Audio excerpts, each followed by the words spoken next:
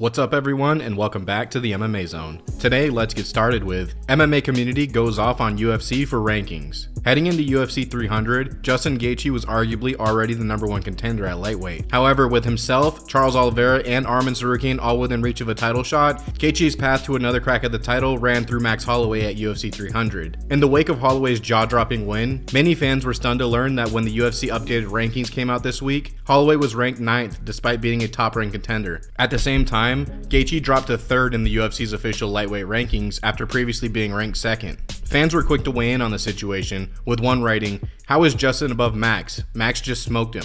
Another agreed, adding, "How does this make any sense? Justin's still number 3 and Max at number 9? What the f is this?" One fan wrote, "So he dominates and then kills the number 2 guy in the division and gets ranked 9, but Aljo gets ranked 8 for laying on a dude who's coming off a 2-year layoff? Makes perfect sense to me."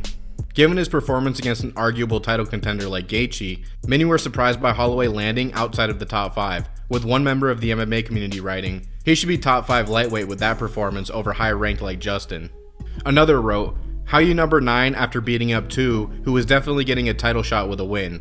Not to mention the fight wasn't close." One fan concluded that the UFC's rankings as a whole need work, writing, "Rigged rankings, no further reasoning, I'm surprised the UFC just accepts these anymore, to be honest." While Holloway's performance certainly set the stage for more fights at lightweight, the former featherweight kingpin will drop back down to 145 to fight Ilia Topuria later this year. Next up, let's take a look at Alex Pereira gets called out after UFC 300 win. Prior to his UFC 300 fight with Jamal Hill, Alex Pereira indicated that he wanted to defend the belt in Vegas before turning around and fighting on the upcoming UFC 301 card in May. Despite his desire to break Ronda Rousey's existing record for shortest amount of time between 2 title defenses, a broken toe is expected to keep Alex from headlining the UFC 301 card in Brazil. With Magomed Ankalaev eager to cash in his crack at the belt, the light heavyweight contender took aim at the champ on social media, writing, "At Alex Pereira, congratulations, I will stop in the first round by knockout. The man doesn't have a chin." Ankalaev then called him out for a fight in Abu Dhabi later this year, writing, "Alex Pereira versus me, Abu Dhabi." Despite fighters like Hill and Ankalaev seemingly having an advantage on the ground against Pereira, Hall of Famer Daniel Cormier isn't sure why more opponents don't follow the game plan laid out by Jan Blachowicz and try to wrestle the Glory Kickboxing Hall of Famer. As he explained on a recent episode of Good Guy and the Bad Guy with Chael Sonnen, he can't wrestle. When he can't wrestle, I'm like, how is this happening when he can't wrestle? But he has got this singular skill set that is so good that it does not matter what he can't do. He's so good at what he does that he's now the best in the world. Whether or not Ankalaev decides to use his ground game to his advantage, or tries to keep things standing like Jamal Hill, we'll have to wait and see. Next up, let's take a look at Aljamain Sterling reveals shocking news. After falling to Sugar Sean O'Malley last year, Aljamain Sterling followed through on his plan to move up to 145 pounds. In his featherweight debut on the prelims of UFC 300, Sterling picked up a dominant win over Calvin Kattar to cement his place as a true contender at featherweight. Although some questioned whether he'd be able to utilize his grappling as effectively at 145 pounds against bigger opponents, Sterling's win over Kattar proved that at a more natural weight, he's a threat to some of the best in the division. As he said on the MMA Hour on Monday in the wake of the fight, had he lost to Kattar, he may have retired from MMA entirely.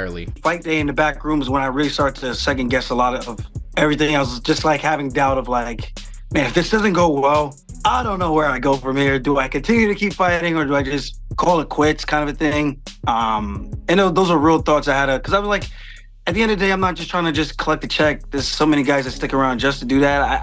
I respect them, but I'm here to be number 1, man. I'm not. As Sterling went on to explain, he kept the revelation from those in his inner circle, including his fiancée, simply saying that if he didn't beat Kattar, then he wasn't sure what was next. Fortunately for the former champ, after the first round against Kattar at UFC 300, he began to find his confidence, realizing he's more than a capable featherweight thanks to his speed advantage and his natural strength at 145. So far, no official word as to what's next for Sterling. However, from the sound of things, the former champ has set himself up for a big step up in competition at his new weight class. Next, let's take a look at Conor McGregor versus Michael Chandler for 165-pound belt. Following an action-packed night of fights in Vegas, UFC CEO Dana White revealed during the post-fight press conference that Conor McGregor and Michael Chandler would finally be competing in their long-awaited pay-per-view headliner this summer. Despite Dana saying that the two would fight at welterweight, Michael Chandler recently opened the door to another possibility, saying that fans could wind up seeing the two compete for the inaugural 165-pound title while speaking in an interview with the Mac Life. I'll tell you what, man, I mean, that was one of the rumors as well, right? The 165 belt, obviously that has not happened. That's why we all love to talk, and then even me in this position, I'm like, man, I would not be surprised if all of a sudden that bout agreement comes over and it says for the 165 title. You never know, because the UFC has to keep a lot of things secret, even to us, right? I mean, even you saw Conor broke the announcement again before the UFC did it, and I'm sure the UFC said, hey, don't do it because we're going to do it at post-fight press conference. It should be for a belt, but we'll see if we can't make one up. As Chandler referenced, there's been quite a lot of speculation around whether or not the UFC will implement a 165-pound division in the future, with lightweight Rafael Fiziev saying back in February that he heard the new division was a done deal. While the MMA community has continued to clamor for the division in recent years, so far the UFC has yet to follow through. However, from the sound of things, that could change in the future. Now let's shift gears and take a look at Arman Tsarukyan breaks silence on declining UFC fight. Arman Tsarukyan's UFC 300 win over Charles Oliveira put the stricken contender in a position to fight Islam Makhachev for the lightweight title. Heading into the fight, the expectation was that the winner of the Oliveira vs Tsarukyan bout, or Justin Gaethje, would be put in a position to fight the winner of the upcoming Makhachev vs Poirier fight later this year. Moments after Tsarukyan's win over Oliveira, the UFC reportedly offered him a June 1st fight with Islam Makhachev backstage, which he turned down, leading to Dana White announcing a Makhachev vs Poirier fight for the UFC 302 card on June 1st. On this week's episode of the MMA Hour in the wake of the bout, Tsarukyan opened up on the situation. Yeah, it's true. When I left Octagon, right away Hunter came and said June 1st, Islam. I said I gotta think, and it was like 7 weeks left, and I can jump too fast, so I gotta rest a little bit and then have a camp. And if it was like June and the end of June, yeah, I would take that fight because I have like at least 10 weeks, 2 weeks rest and 8 weeks for preparation. And like, why I gotta take the same risk like I did first fight? It's the same thing, short notice, and I want to have full training camp. Why, if I'm number one contender, so why I gotta take a risk? Despite Tsarukyan sounding a bit frustrated by the UFC's short turnaround offer, it seemed to be all love between the number one contender and Dana White after the event, with Tsarukyan seeing Dana at a stoplight and pulling over to offer him a ride in a hilarious moment caught on camera. From the sound of things, Tsarukyan is expected to get his crack at the belt later this year after Islam Makhachev and Dustin Poirier fight. Next, let's take a look at Kamaru Usman calls out Max Holloway for eye pokes. While Max Holloway's UFC 300 win over Justin Gaethje was an impressive one, former welterweight champion Kamaru Usman, who has a good relationship with Justin Gaethje, recently addressed the bout. As he said, although unintentional, the eye pokes Max Holloway landed on Justin Gaethje in their fight very well could have impacted the outcome. As he explained on his and Henry Cejudo's Pound for Pound podcast, just seconds left, or if not, 0 time left, took that kick to the nose, which plays a huge part in potentially moving on in the fight, because now you can't breathe the way you want to breathe in that fight. And on top of that, we have to see the 2 eye pokes. I mean, they were clear-cut, legit eye pokes, and it wasn't that Max was doing it maliciously or on purpose.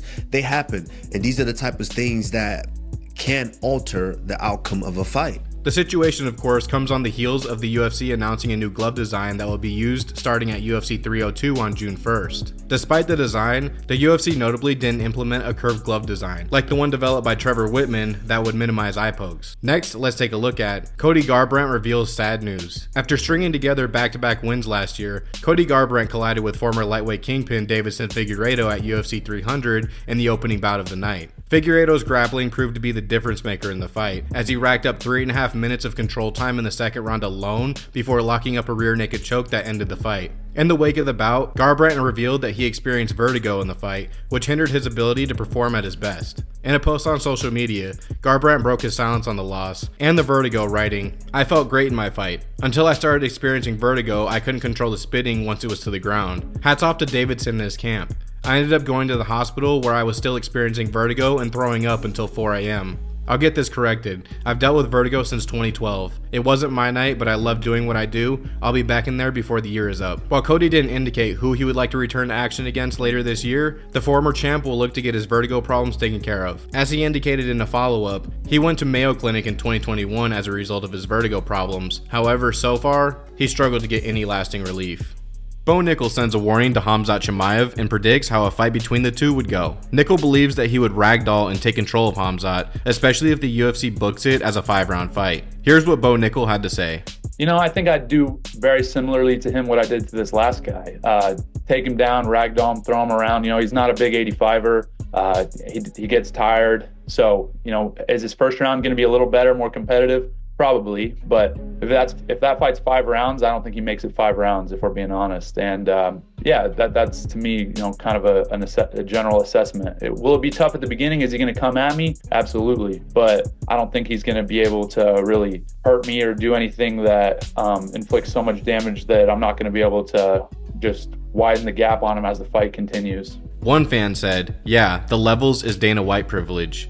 Another fan said, "If Bo is minus 1,000, I'll put my house on Khamzat." And finally someone said, "Bo's only other opponent in the UFC got cut from the roster today." Here are the top comments from last video. Masvidal knows exactly what getting flatlined feels like. Loved when Masvidal need Askren. Since that, he's almost insufferable to listen to. Can Masvidal please go away?